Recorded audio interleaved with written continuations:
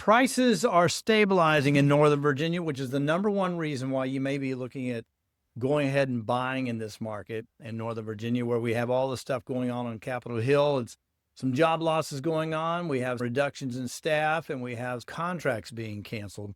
But what's going on here right now is an opportunity, I think, in a short period of time for buyers to take advantage of what some might see as a little bit of chaos in the market in Northern Virginia. But the number one reason right now, I got 5 of them, is that we have stabilizing prices.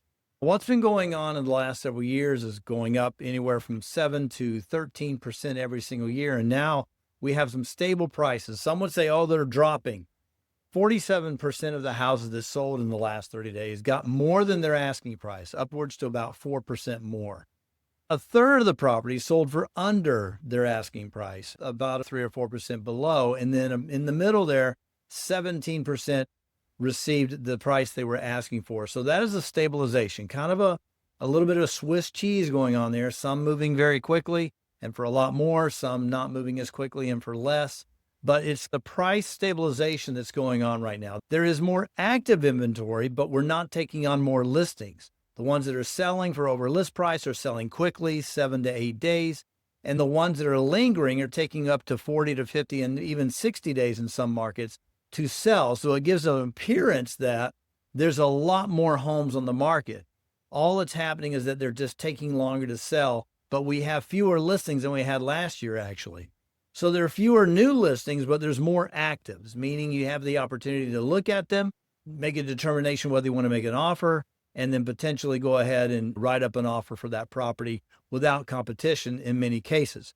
The third thing is inspections are back in. You can actually look at the property, take a look at the basement and make sure that all the appliances look good and that the furnace is working, see how the roof looks, and then negotiate to get things done or negotiate to get some closing costs back from the seller to help you with the fix-ups that you might have to do later on. That brings us to the fourth point, is that buyers are now getting some cash at the table.